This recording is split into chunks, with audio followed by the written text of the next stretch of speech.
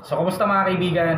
Well, it's me, Teacher Kevin PH, and we're back with another video. So, meron lang akong gustong i-share mga kaibigan, gustong ibahagi na kung saan dito ako na konsensya, na stress, di ko alam kung paano ko ipapaliwanag to.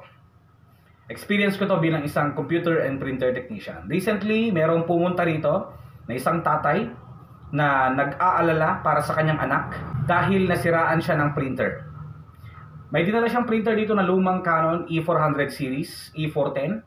Ang problema is hindi dumadaloy ng maayos yung kanyang ink. Kasi itong printer na ito mga kaibigan, nabili daw niya ng 3,800. And continuous ink siya, converted lamang.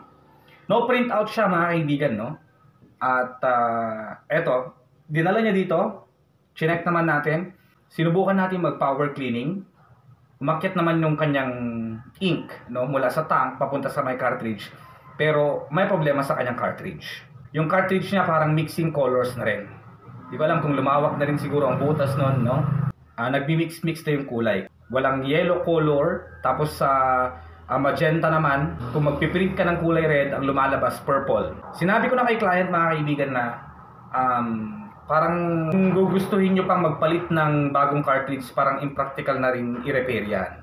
Yun ang sinabi ko sa kanila. Pero dahil parang nagmamakaawa yung tatay na gusto talaga niyang ipaayos, sinabi ko yun sa kanya mga kaibigan, risky, and lalong-lalong na stuck daw yun ng 2 buwan. Pero may history na siya ng repair. Sabi ko risky yan, Kel, na baka mamaya magkaroon matrigger, mas marami pa tayong mga issues na ma-encounter. And so yon, napaakyat ko naman, then wala siyang, hindi maganda yung print quality niya. Later that time, since gagabihin na siya, nirequest kong iwan na lang niya dito sa shop kung gusto niya. Parang napilitan pa siya mga kaibigan. Para i-check ko yung cartridge, yung sinabi ko. Working yung printer niya, pero yun nga, yung merong missing colors at hindi magandang quality yung black. Pero kinagabihan, syempre sabi ko i-check ko yung cartridge, baka pwede pa sa linis, no? Nag-agree naman siya, iniwan niya dito.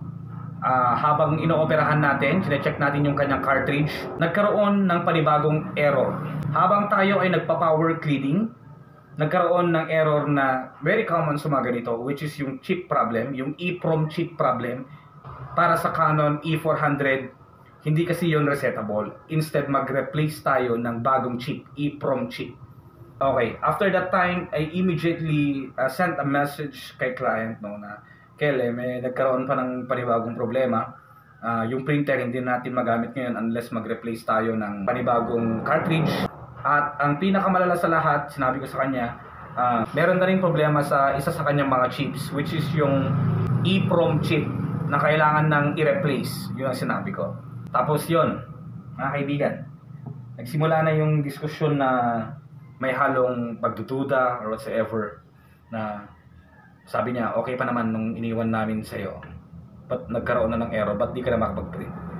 In-explain ko naman sa kanya mga kaibigan na risky, baka mas lalong matrigger ang mga issues.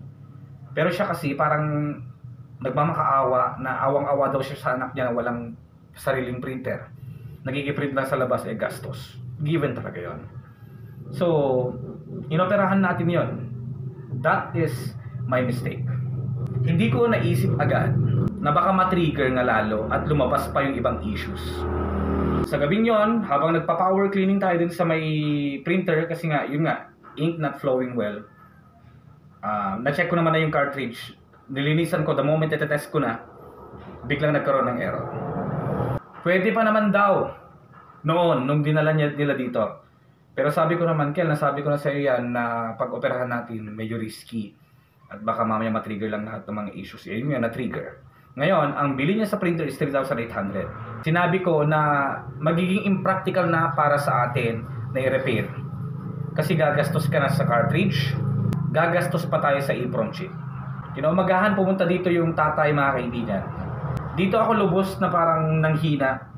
Parang lahat ng mga binibitawan niyang salita may pagdududa na kesyo parang ako may kasalanan, na parang kinokonsensya niya ako.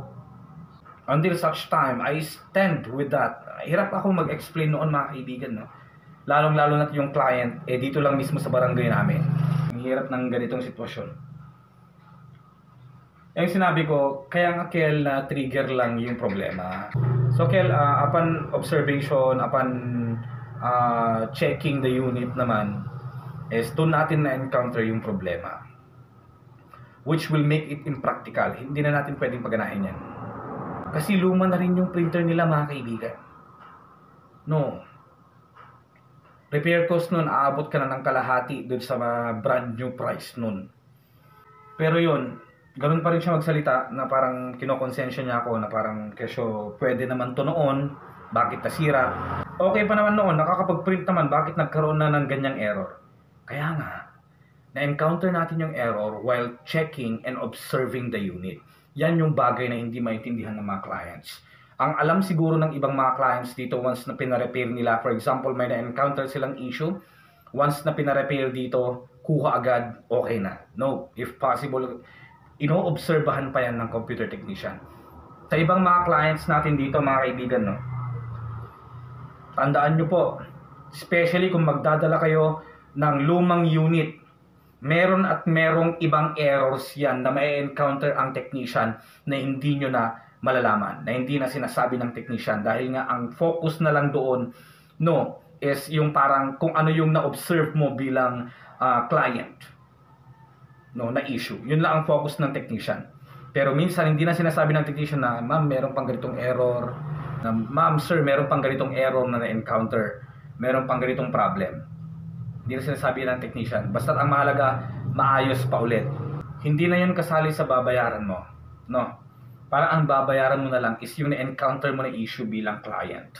Hindi mo na kinonsider kung ano yung diagnostics ni computer technician or ni printer technician. Kaya sa atin dyan mga kaibigan, no, be careful tayo sa mga tinatanggap nating mga clients, no. Ang hirap ng ganun mga kaibigan. Kung alam nating hindi na magtatagal yung printer at medyo talagang may kalumaan na rin, it's better for us to declare it dead. Yun na lang yung experience ko. Pinagdududahan ako, malay natin kung ikwento yun sa iba. No, honest lang tayo. Nanlit ako dun sa sarili ko mga kaibigan. Ang hirap nun. Lesson dito, kung alam nyong may kalumaan na yung gamit at hindi na practical i-restore, wag nang galawin, wag nang tanggapin.